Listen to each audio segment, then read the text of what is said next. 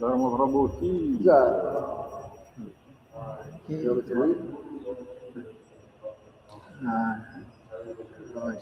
I had asked to go over the page. Just told me to sit down and start. So It's okay. yeah. You want to read? Go ahead. Yeah.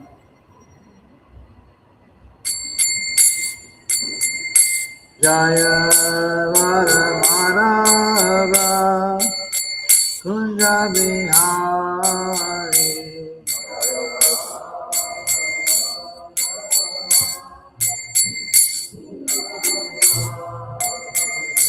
Jaya Varamarava Kunja Bihari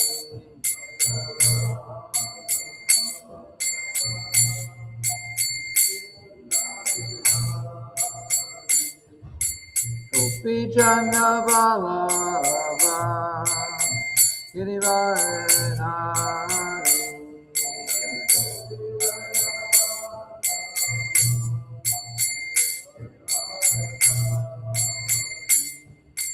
Gopi Jana Vallabha Girivaranari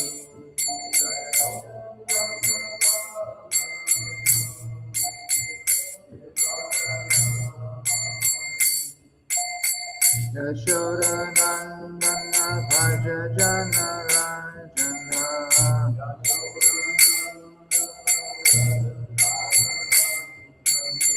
Yashoda Nandana Bhaja Jana Rajana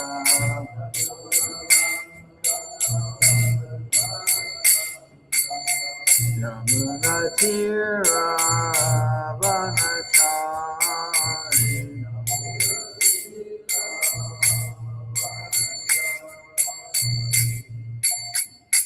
Hare Krishna, Krishna Krishna, Hare Hare, Hare Rama, Rama Rama, Hare Hare.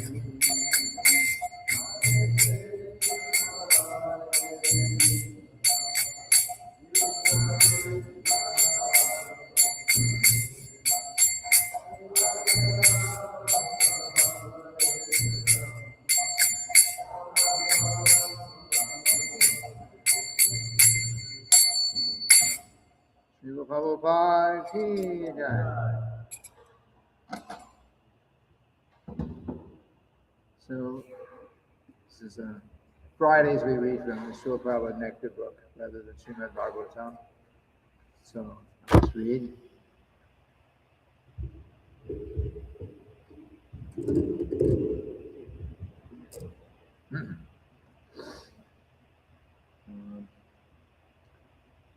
Okay, if anyone's watching outside or here anywhere, in this book we're on page 52 right now, and number 44. In an attempt to make Srila Prabhupada's quarters in Los Angeles attractive and pleasing for him, the women used to change his vases daily, putting in abundant fresh flowers. One day, Srila Prabhupada entered from his morning walk and noticed that the flower vases were missing. "Where are the vases?" he asked. The servant replied that the women had probably taken them to put in fresh flowers. Srila Prabhupada says the flowers in it were fine. Then he began complaining. Why do they change these flowers every day? Why are they so wasteful? Who is doing this? Tell them to change them only when they go bad. Where is the vase? Go find it immediately.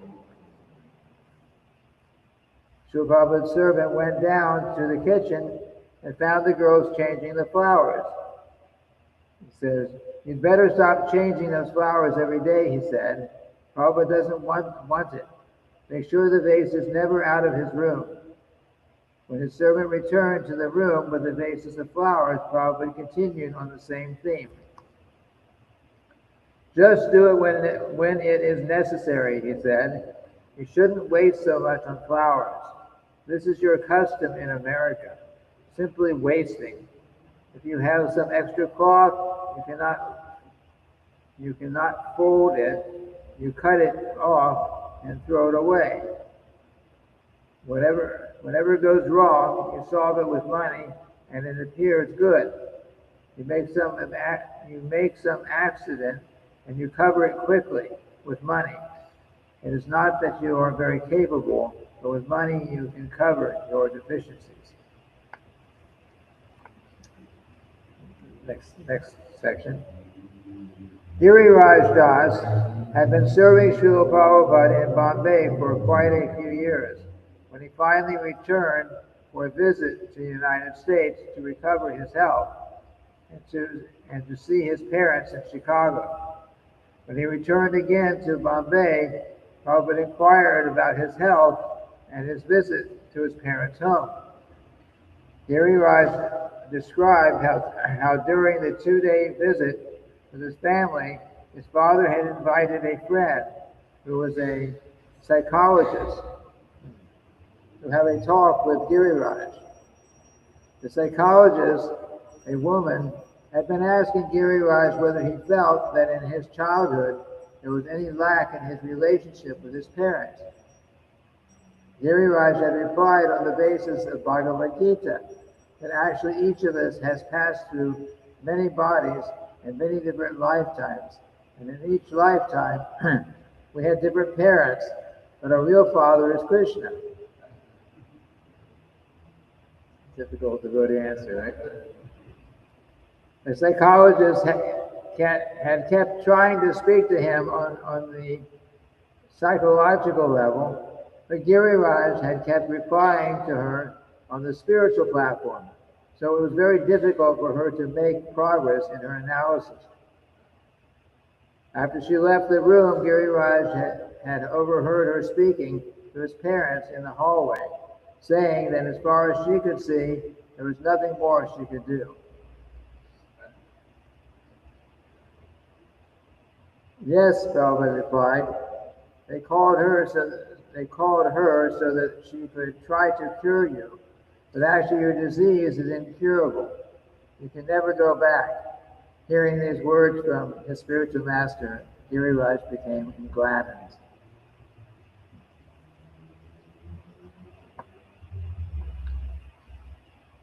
Srila Prabhupada wrote an essay once, "Who is crazy?"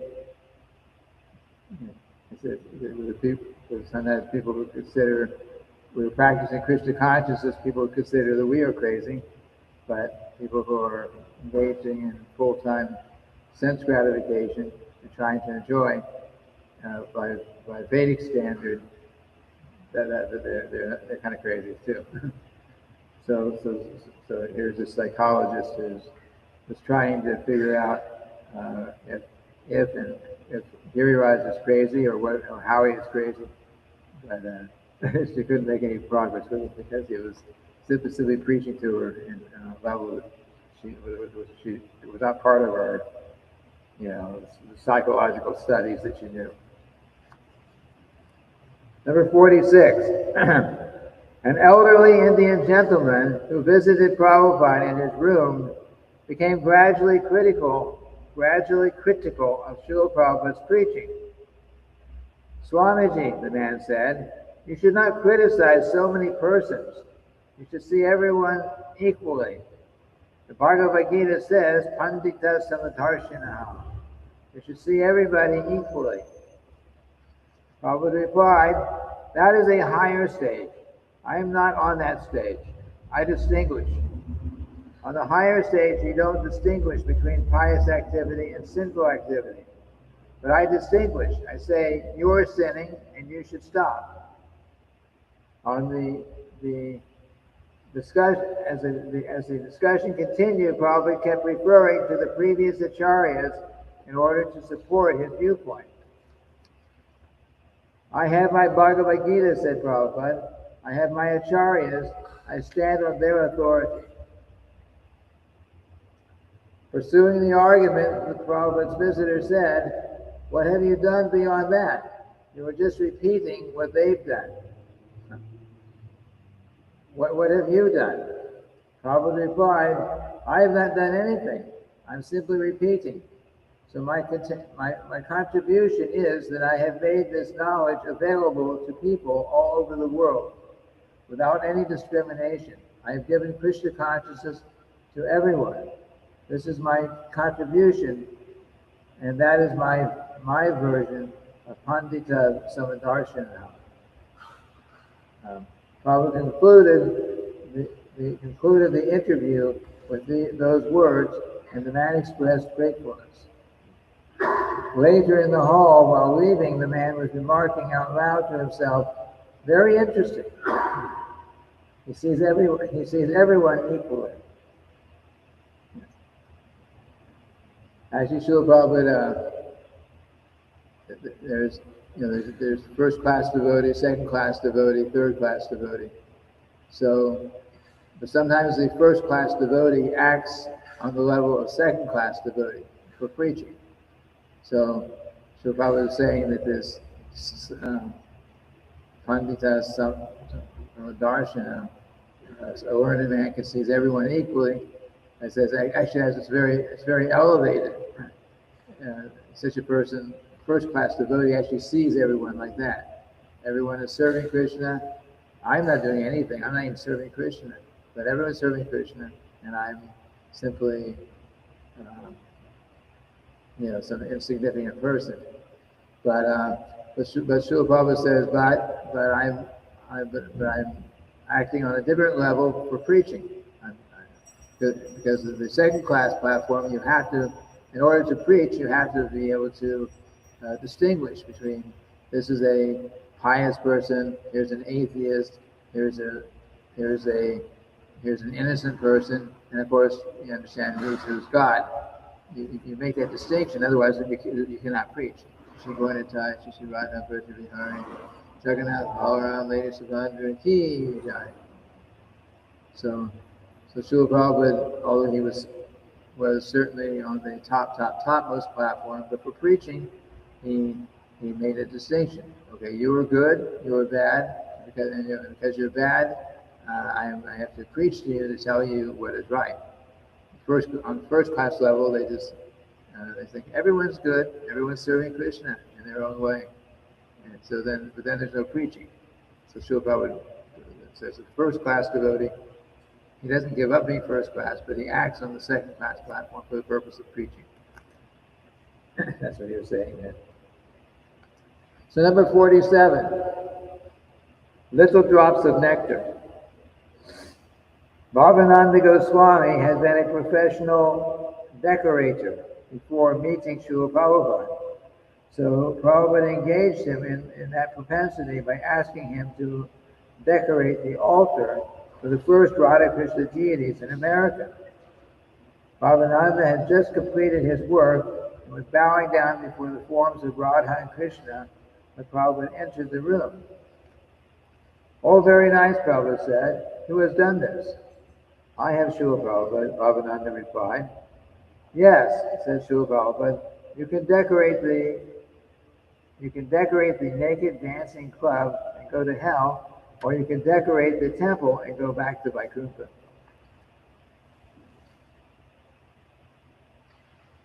When Srila Prabhupada stayed in Los Angeles, a 2-year-old boy named Bhakta Vishvareta became very attached to him, and Prabhupada showed him special mercy.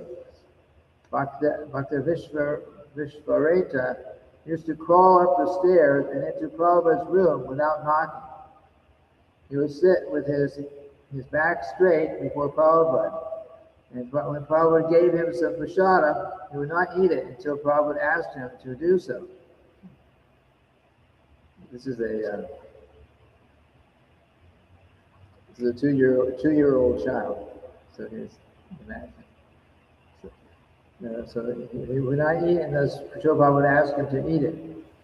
Prabhupada was very pleased that at such a young age the boy could chant japa, recite verses, and sing and dance in kirtan. When Bhakta Vishvareta was 5 years old, Prabhupada asked his parents to send him to the Gurukula in Dallas. Then one time when Prabhupada visited Dallas, he again met Bhakta Vishvareta, and it was like a reunion of two old friends. Yet this time, Bhakta Vishvareta was extremely shy. He wouldn't bow down or say or do anything in Prabhupada's presence. He just stood there looking down. Prabhupada began to pinch him in several places and tugged at his sika, but the boy wouldn't respond. When Prabhupada finally asked him whether he would like a sweet ball, then Prabhupada asked him if he would like a sweet ball. Bhakta Vishvareta nodded his head yes. Prabhupada had his servant get one, and they gave it to him. When he took it when he took it and immediately ate it, Prabhupada smiled and said, "Ah, he is a devotee of prasadam." Devotee of prasadam. Next section, number 48. Prabhupada said, on the origin of the living entity. This is the subtopic of this paragraph. On the origin of the living entity. The next question is about the living entity falling down in this material world and not from the impersonal Brahman. Existence in the impersonal Brahman is also within the category of non-Krishna consciousness. Those who are in Brahman effulgence are also in a fallen condition. So there is no question of falling down from a fallen condition. When fall takes place, it means falling down from the non-fallen condition.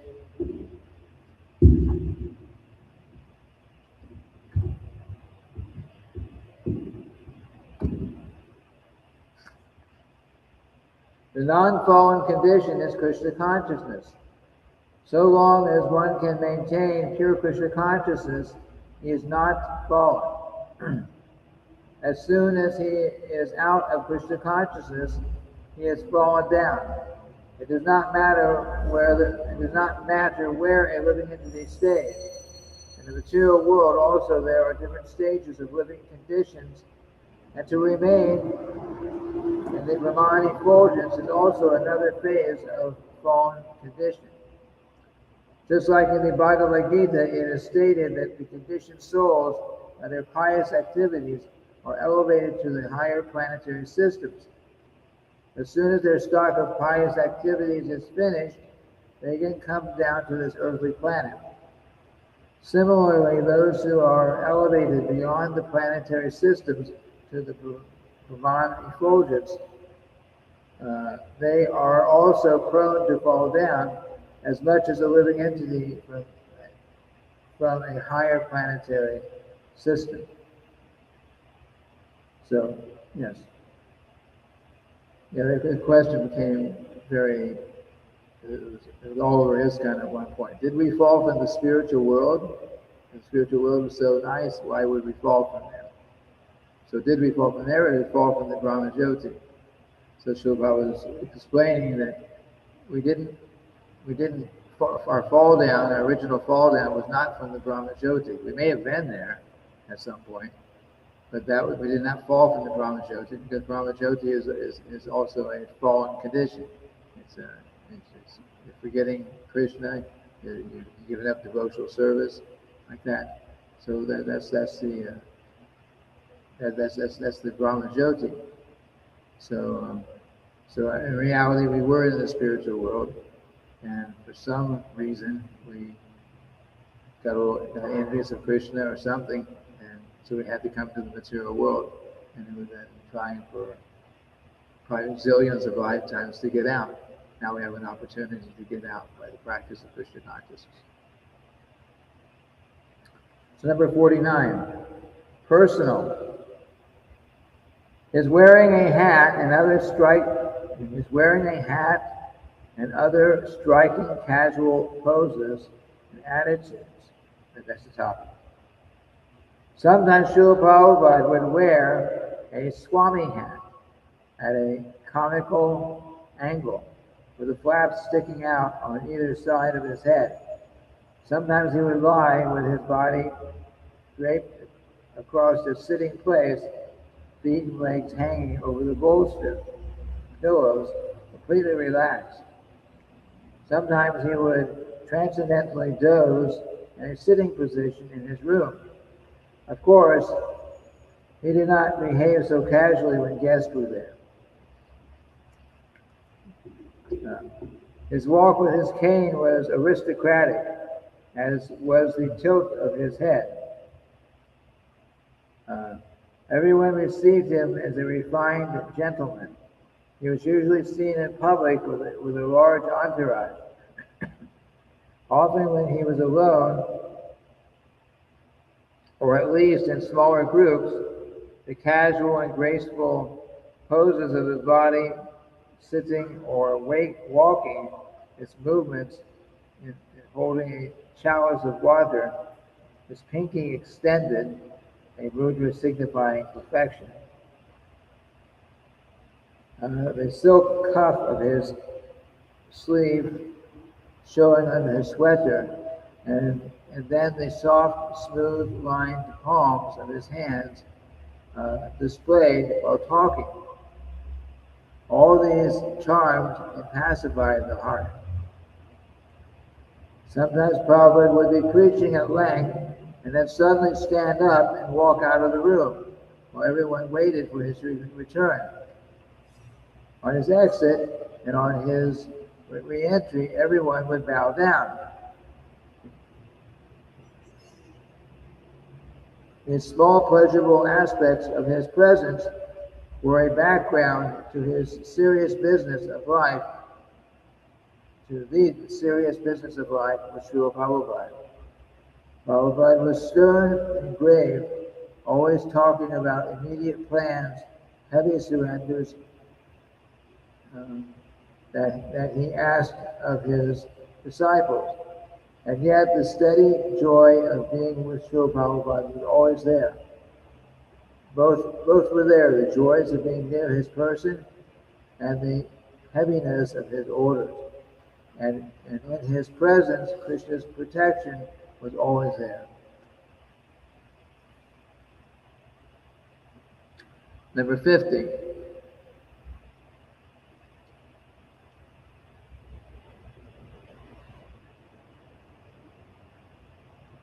Service and separation.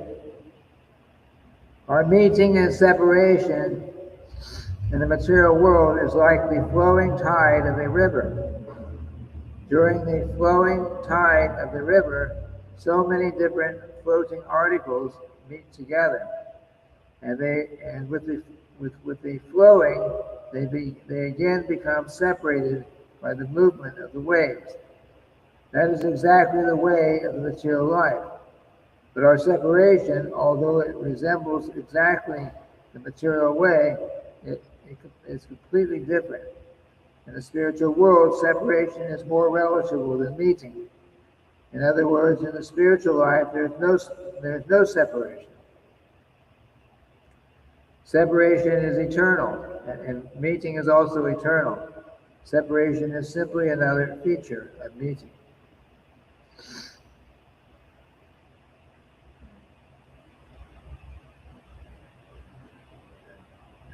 The fact that Prabhupada had the potency to empower young boys and girls to go all over the world and establish this movement is a transcendental reality. That was his glory. And the people who were not physically with Prabhupada, they were having just as intense and sometimes more intense experiences. Prabhupada was sometimes more intensely present in those places. The reality of Prabhupada's appearance on the earth is even is even today expanding. It's not that he is a material person, that's the whole point. Prabhupada was not a human being confined only to whatever he was personally, to, not, not confined only to wherever he was personally present. His personal presence was special, and those were special pastimes. But practically, Prabhupada was like the sun. He expanded his potency everywhere, and he is still doing so. Prabhupada is the Jagat Guru who expands himself all over the world and is continuing to expand himself into the hearts of everyone. That is stated in the Bhagavatam in the case of Sutta Goswami. Tam sarva bhuta hridayan uri anantasmi. Sutta said about his guru, Shuka, I offer my obeisances to my spiritual master who enters into the heart of everyone. And similarly, Vyasadeva glorified his guru, Narada, saying, Tvam Prayatan Arka Eva Trilokin Antash Charavayan Ivatma Sakshi. You are just like the sun. You go everywhere exactly like the sun, all over the universe. So Vyasadeva said, Antaskara. You actually enter within everything. And Vayor Eva, you ain't just you. And Vayor Eva, you are just like the wind. Just as the air goes inside your body and also outside the body. So he said, my spiritual master can go inside and outside of everything. So it should be understood that Prabhupada actually was and is expanding himself all over the whole universe. Srila was saying how on the spiritual level, the spiritual world, there's actually really no difference between separation, being together, and separation with relationship to Lord Krishna. Because if you're with Krishna, of course, you're with him. And there are different exchanges. But every day the devotees are, some point during the day, different devotees are not with Krishna. So Krishna goes out in the morning, he goes out with his friends, and they're herding the cows. He's a cowherd boy in his original place.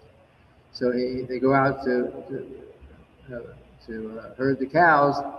So Mother Yashoda and Nanda Maharaj and all the elderly gopis and gopas there who have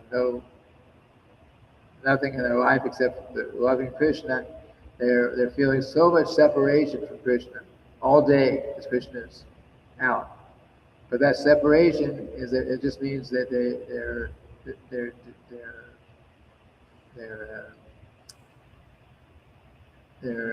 thoughts of Krishna are just increased more and more. They say absence makes the heart grow fonder. We say that. So it's like that. It's actually like that. So Krishna goes out for some hours herding the cows. So those who don't see Krishna, their love and their thoughts of Krishna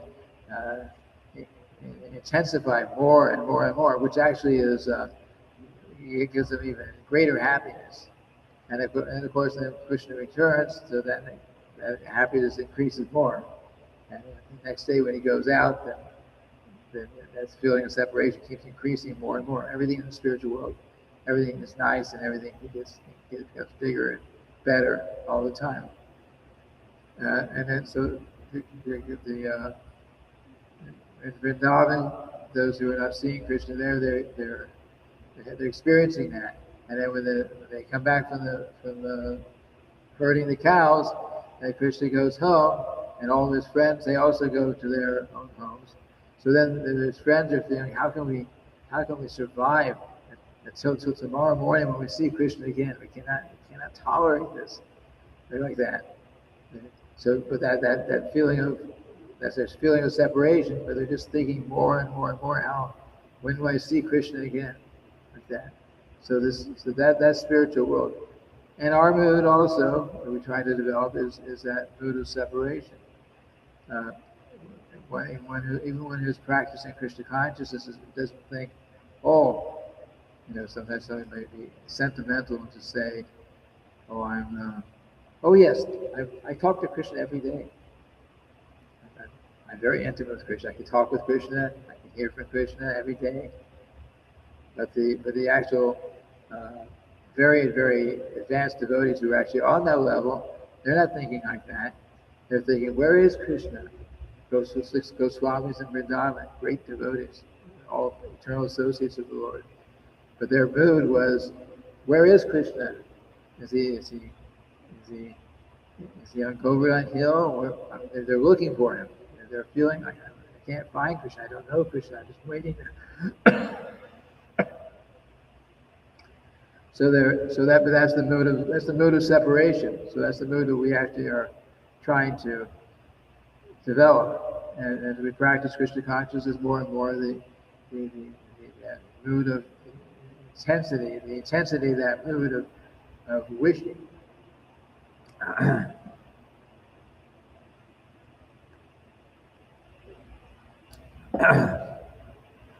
The intensity of that mood of feeling of separation increases more and more and more to the point that at one point it forces us spiritually, it forces us to come to the point of finally developing pure love of Krishna. And then of course it still increases more and more, the feeling of separation. And then you see Krishna and you feel so happy, and you don't see Krishna and your desire of Krishna increases even more. Anyway, this is a feeling of separation. And just Srila Prabhupada said it regarding himself. I'm sure when what I just read was in some letters, so I'm not sure. But Srila Prabhupada, when he first came to New York, the very first temple that was established, but then devotees out in San Diego or San Francisco, I think. There was some devotees people were becoming devotees out there, and Srila Prabhupada they're inviting Srila Prabhupada to go. So the devotees back in New York were thinking, oh, so Srila Prabhupada had established the International Society for Krishna Consciousness, and he only had one temple. But he knew what he was doing. So the devotees who were in New York at that time were thinking, how can we go on without you? Srila Prabhupada says, no problem. You put my picture on the Vyasa sign. We didn't have orchids of Srila Prabhupada, but there were pictures. You put my picture there, and the classes. You heard so much philosophy. You have the books. You take turns and you give classes, hearing and chanting the Srimad Bhagavatam, Bhagavad Gita. And if you're remembering me, then you're with me. So we're never separate, Srila Prabhupada said. Srila Prabhupada one time criticized one of his godbrothers who wrote a book. I'm not sure what the book was. There wasn't something wrong with the book, but he said, "Oh, it's just like 30 years, 40 years after Srila Bhaktisiddhanta passed away, and he was saying, oh, after 30 years, 35 years, it's taken me that long to get over the separation of my spiritual master, so I could actually do some practical preaching." So Srila Prabhupada said, no. Srila Prabhupada said, I've never felt separate from my spiritual master. I've never felt separate because I'm constantly serving him. So, of course, we also can feel with, some of us saw Srila Prabhupada, and many these days never directly saw Srila Prabhupada, that we can all feel that separation because we're all serving under Srila Prabhupada's direction as far as practicing and spreading Krishna consciousness. A little bit more. Someone who takes the Bhaktivedanta Book Trust very seriously, they consider they consider that to be their relationship with Prabhupada. I considered that I was his personal servant for helping to manifest his books as quickly as possible. My relationship with Prabhupada had always been in that way. By reading his books, making his books, and distributing his books on Sankirtan, I've never felt lack of association. When I was editing his books, I felt completely fulfilled just handing in those chapters every week. It was all I wanted in life. This was written by Dave Amrita Swami. Another letter. I know that as long as we try to please Prabhupada by preaching within ISKCON, then we cannot go wrong. So my shelter, when Prabhupada left the planet, was to stay in his society with the devotees and preaching that is going on. I know that Prabhupada will bless anyone who stays in his society, especially his disciples. Jai Madhava Das. Yeah, many, especially Srila Prabhupada said actually, he said that after he leaves this world, after I leave, he said one time 50% of my disciples will go, they'll leave. And, well, there have been many who left, actually. So Srila Prabhupada warned us about that. But he urged us that we take up the path of Krishna consciousness, or we have taken up the path of Krishna consciousness, and under any and all circumstances, we should never give up this path, give up that path. And we're in ISKCON, so we should never leave ISKCON. If we're in ISKCON, we should never leave ISKCON. In fact, Srila Prabhupada, one time Srila Prabhupada was still in the first temple, the New York one, it's the storefront, and he had a heart attack. This is that he had 2 heart attacks on a ship coming over, and after a couple of years, he again had a heart attack. So he was thinking about going back to India to try to recover. She did. So of course, the devotees are always feeling like, how can we go on without Srila Prabhupada? How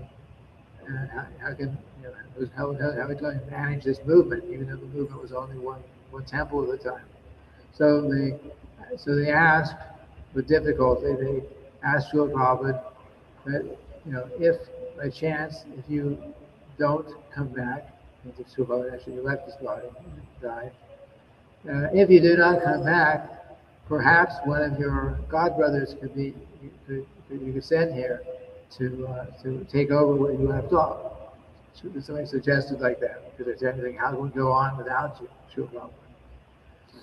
And Srila Prabhupada heard that, and it was some minutes went by. He didn't say anything. He stayed quiet, and he said if there. And when he did answer, he says no. If they, one of his godbrothers, if they spoke one word different than what I have spoken, then there will be so much chaos, so much confusion. And then he said, actually, this question is added, this mood is actually an offense to the spiritual master.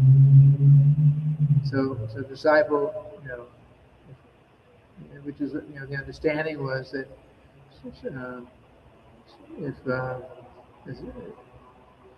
one's relationship with the spiritual master remains, it stays. We do not, once one has a relationship with the spiritual master, we don't give up that relationship with the spiritual master. And if the and and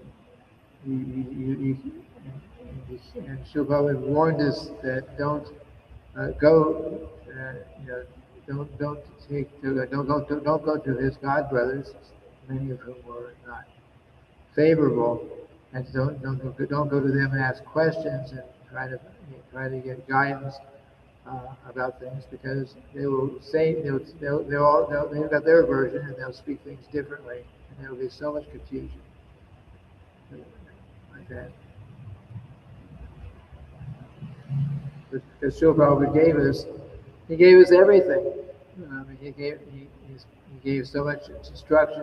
Srila Prabhupada wrote thousands of letters. I don't know how many letters he wrote. I know in the last days, last months of his life, he was writing like 25 letters a day to disciples, mostly to disciples. 25 letters a day. We try to write one letter. We might get it out there occasionally, but Srila Prabhupada was actually writing 25 letters average a day to those who were mostly replying to those who were writing to him.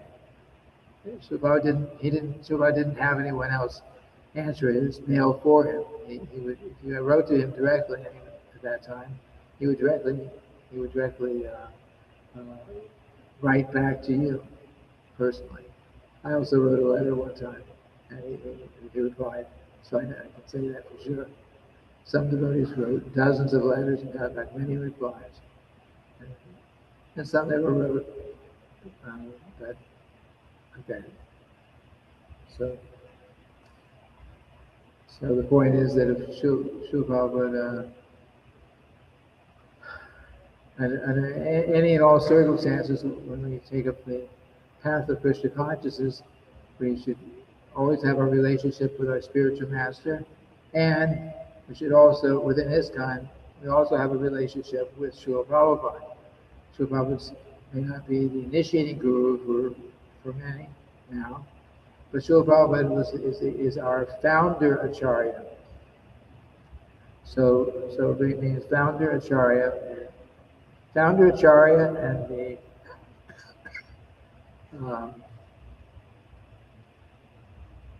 preeminent Shiksha Guru is the term. Preeminent Shiksha Guru means an instructing guru, and preeminent Shiksha Guru means the original, our original instructor. So it's like, just like we read Srila Prabhupada's books, we give some explanations, but it's all based on the instructions that Srila Prabhupada gave, right?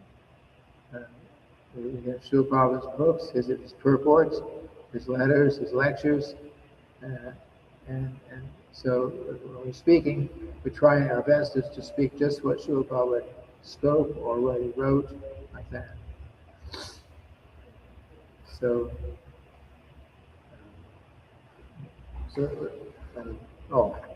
another paragraph will finish this section here. Thank you very much. Thank you very much, and all the devotees for offering me a garland daily, as you were doing when I was physically present. If a disciple is constantly engaged in carrying out the instructions of his spiritual master, he is supposed to be constantly in company with his spiritual master. That is called Vani Seva. So there are two kinds of service to the spiritual master. One is called Vani Seva, and the other is called Vapu Seva. Vani Seva means executing the instructions, and Vapu Seva means physically, personally rendering service.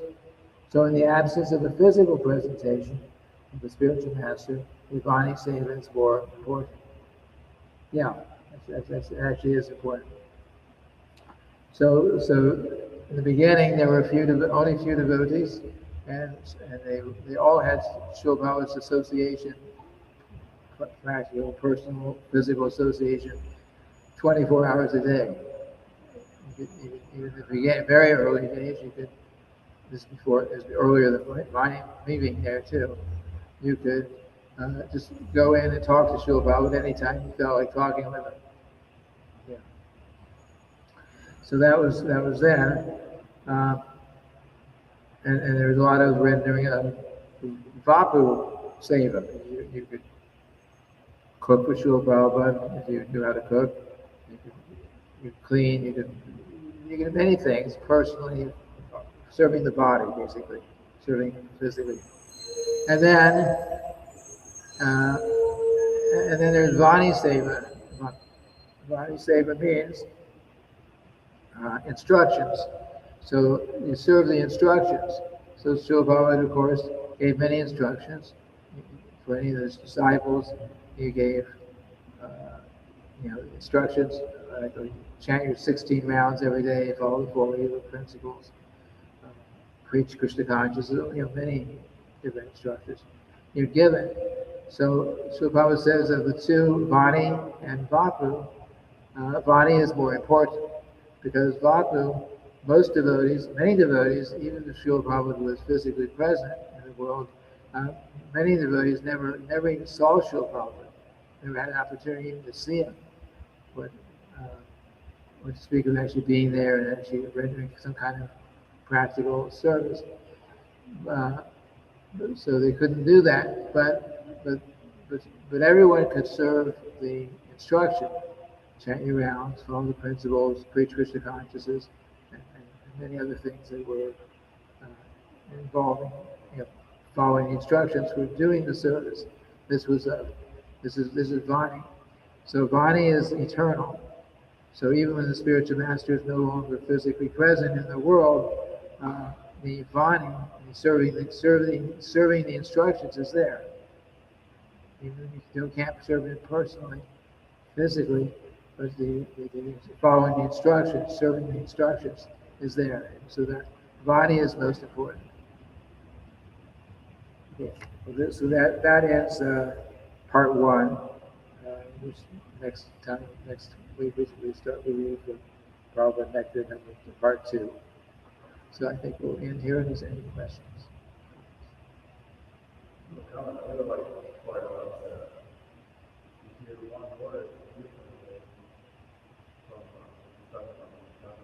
Yeah. Yes. So I was very particular about that because there were.